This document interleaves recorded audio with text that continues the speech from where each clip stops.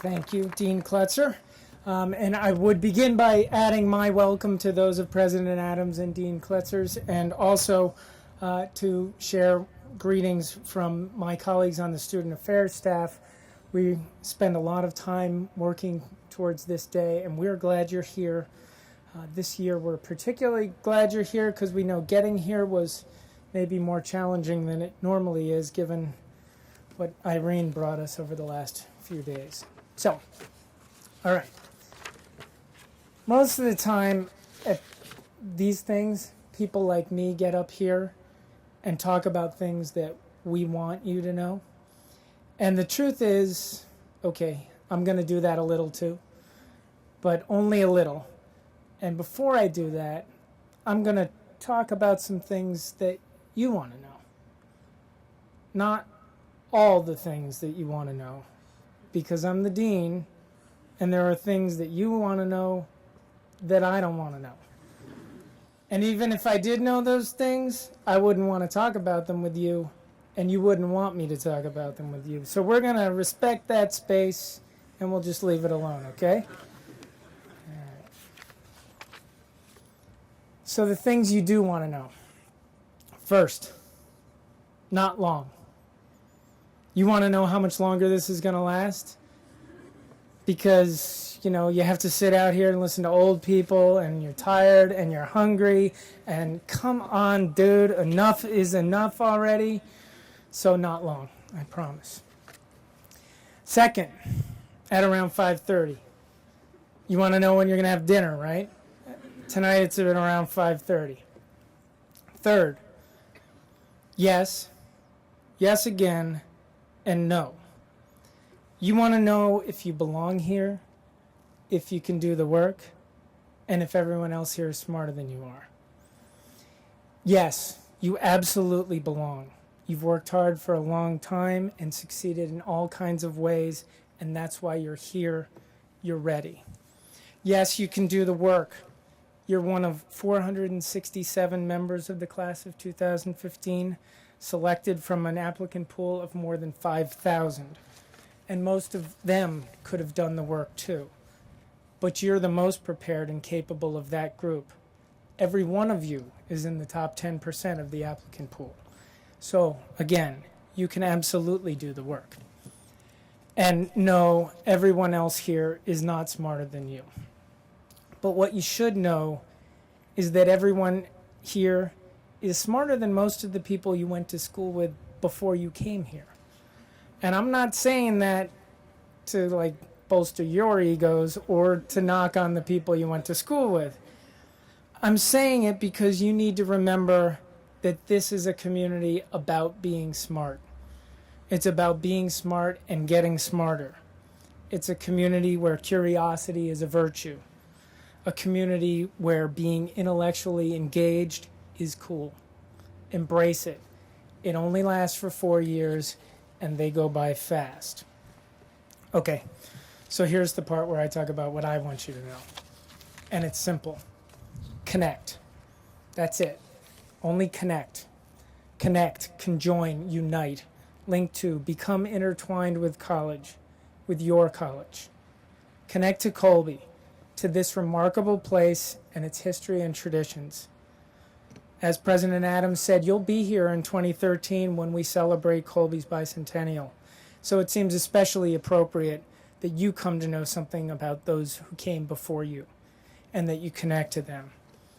To Jeremiah Chaplin, Colby's first president, and the first teachers and students who made their way to Waterville and made this college a reality long before I-95 or Starbucks were here. Try to imagine for a moment what going to college here before 1820 must have been like. Think Survivor with 3 feet of snow, 6-hour classes in Greek recitation, and a Baptist minister instead of the tribal council. Connect to Elijah Parrish Lovejoy from nearby Albion, Maine, for whom the building to my left is named. Lovejoy, Colby class of 1826, was a teacher and newspaper publisher and fearless abolitionist who became the first known martyr to the cause of free speech. Abraham Lincoln called Lovejoy's murder the most important event that has ever taken place in the Western world. Learn about Lovejoy and find out why. Connect to Mary Caffrey Lowe, the first woman to enroll at Colby and valedictorian of the class of 1875, and to Gardner Colby, for whom the college is named. Mr. Colby's generous financial gifts saved the college from bankruptcy during the Civil War. Connect to Annie Proulx, class of 57, Pulitzer Prize-winning author of Brokeback Mountain and the Shipping News, and Doris Kearns Goodwin, class of 64, renowned biographer and historian, and Amy Walter, class of 91, and Dan Harris, class of 93 of ABC News. Connect to the local community and the history we share with the citizens of Waterville. Learn about their care and feeding of generations of Colby students and how they raised more than $100,000 during the height of the Great Depression to ensure that Colby could remain in Waterville and help the college relocate to this spectacular location on Mayflower Hill. Then get involved with Colby Cares About Kids or one of the several programs housed under the Colby Volunteer Center and give a little back. I hope, too, that you'll connect with each other, to your fellow students and classmates. Colby students are remarkably smart, engaging, and interesting people from all parts of the United States and all corners of the world. Over the next 4 years, you have the rare and wonderful opportunity to live and study and really get to know this amazing collection of people. Make sure you do. All right, I'm just about done, but I'm going to ask for you to indulge me for just one more moment. Right now, I want to ask you to look out over the quad to the breathtaking view unfolding behind me here. Take a good long look. Look beyond Mayflower Hill and Waterville. Out there, the main landscape becomes the Maine coast and then the Atlantic Ocean and the rest of the world. Now look to your left and to your right and up behind you. Many college campuses have as their most important prominent architectural features closed quadrangles. The notion behind quads is that places of learning are in some ways separate from and closed off to the world at large. Over the next 4 years, these buildings will, if you let them, come to mean a great many things to you. They'll be the source of inspiration and frustration, success and disappointment, comfort and unease, and ultimately the elation of discovery. And when you walk these paths both now and for the rest of your lives, you will feel the embrace of this campus and the comfort of being in a place where you belong. But you will not, and you cannot, feel like you're closed off from what lies beyond the Colby grounds. I think it says a great deal about Colby that the center of this campus is quite literally open to the rest of the world.